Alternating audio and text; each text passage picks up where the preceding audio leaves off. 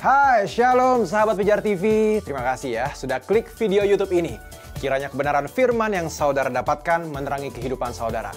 Nah, untuk dapat menyaksikan video-video lainnya dan mendapatkan update dengan cepat, saudara bisa dan harus klik subscribe. Dan jangan lupa, berkat Tuhan jangan disimpan sendiri dong. Klik tombol share di bawah ini dan bagikan video ke sebanyak-banyaknya orang yang saudara kenal. Salam terang bagi Indonesia.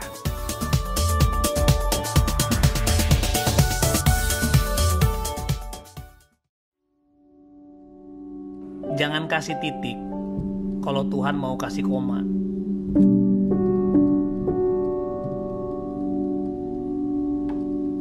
Penting banget, sepenting itu memiliki hati yang mau bersabar di dalam prosesnya. Karena menurut aku healing itu tidak bisa cepat dan tidak mudah.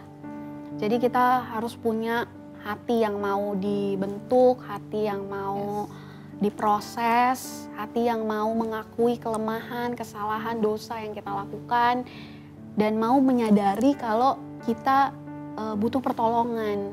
Nggak usah sok kuat, it's okay not to be okay. Datang sama Tuhan apa adanya, datang sama Tuhan apa adanya, dan terima cinta Tuhan seutuhnya. Kita harus ingat terus bukti cinta Tuhan di kayu salib itu yang jadi membuat hidup kita berarti, kita berharga, kita dicintai. So, aku juga mau mengajak teman-teman, sahabat Pijar, kalau udah bolong-bolong saat teduhnya atau yang udah mulai malas pelayanan di gereja, ayo bakar lagi dengan cinta Tuhan, datang sama Tuhan saat teduh setiap hari, mengingat-ingat kebaikan Tuhan, mengagumi kebaikan Tuhan setiap hari. Karena healing menurut aku benar, kita butuh dokter, butuh ilmu-ilmu tentang kesehatan mental, terapi-terapi yang bermanfaat. Tapi yang terpenting sebenarnya kita juga butuh hadirat Tuhan, firman Tuhan, dan keluarga Tuhan. Jadi hadirat Tuhan, firman Tuhan itu yang mengubah cara pandang kita supaya terjadi pembaruan akal budi di hidup kita. Dan keluarga Tuhan juga penting banget. Mereka bisa jadi tempat buat kita terlihat lemah, tapi di situ juga kita terima kekuatan Tuhan, terima kekuatan dari teman-teman seiman, dan ya jangan kasih titik kalau Tuhan masih mau kasih koma. Yes. Thank you Tia buat encouragement-nya. Mungkin Tasya, kamu bisa share sedikit nih apa yang kamu dapetin dari ceritanya Tia hari ini? Parah, aku dari tadi keren banget Kak Tia. Oke, hari ini sih aku belajar tentang kita punya beribu alasan untuk jauh dari Tuhan.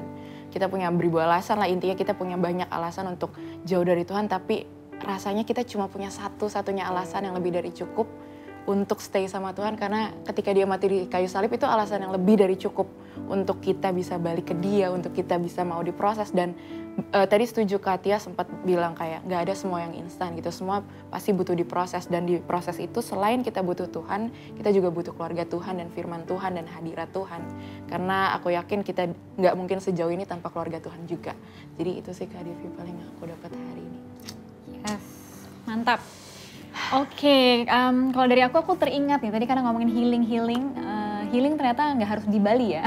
Nggak harus di puncak juga. Aku ingat Pastor Riko pernah bilang gini, jangan jadikan alasan healing untuk hilang. Ya nggak sih, kadang-kadang kita suka pakai alasan untuk healing, self-healing, akhirnya ternyata kita malah menarik diri dari komunitas, menarik diri dari keluarga Tuhan, dan memakai cara kita sendiri untuk kita bisa sembuh dari setiap luka kita. Tapi sebenarnya healing yang sesungguhnya itu bukan masalah waktu. Karena waktu nggak menyembuhkan, malah mungkin kadang-kadang menyembunyikan kita punya sakit. Tapi healing adalah menarik diri untuk kembali menemukan diri bersama dengan Tuhan. Karena itu yang aku dengar dan aku terinspirasi dari ceritanya Tia tadi.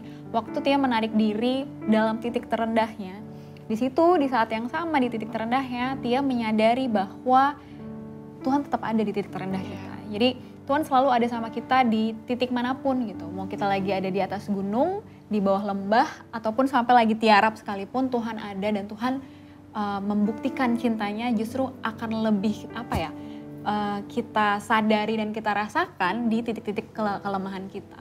Jadi kalau misalnya sahabat pijar yang lagi dengerin sekarang, kalian lagi di dalam titik-titik terendah kalian mungkin dalam kehidupan, nggak ada harapan, nggak ada lagi orang-orang yang kalian kasihi meninggalkan kalian, mengkhianati kalian, tapi justru titik-titik terendah itu yang Tuhan bisa pakai untuk membuktikan cintanya Tuhan sama kita semua. Wow. Ya nggak sih?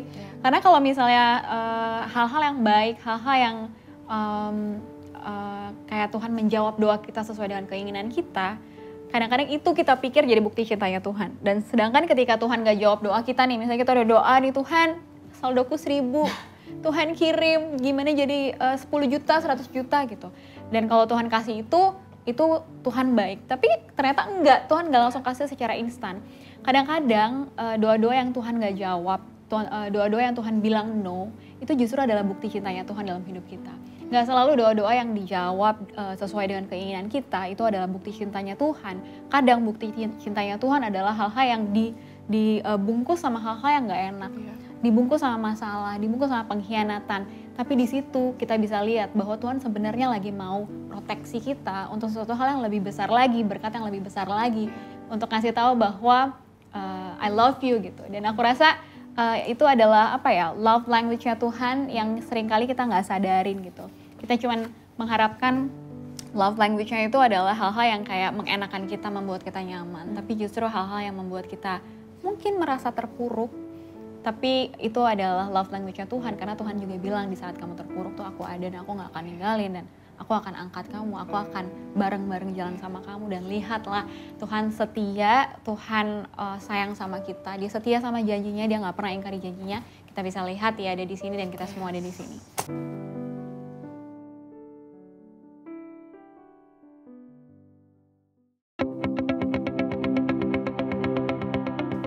Sahabat Pijar TV, terima kasih sudah menjadi pemirsa setia program-program Pijar TV.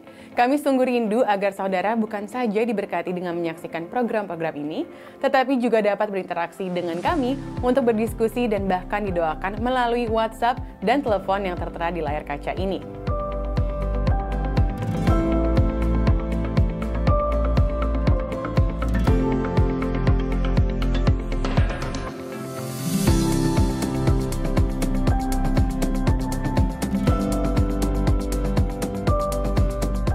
Hubungi kami sekarang melalui WhatsApp, tim Respon Pijar TV siap untuk melayani saudara.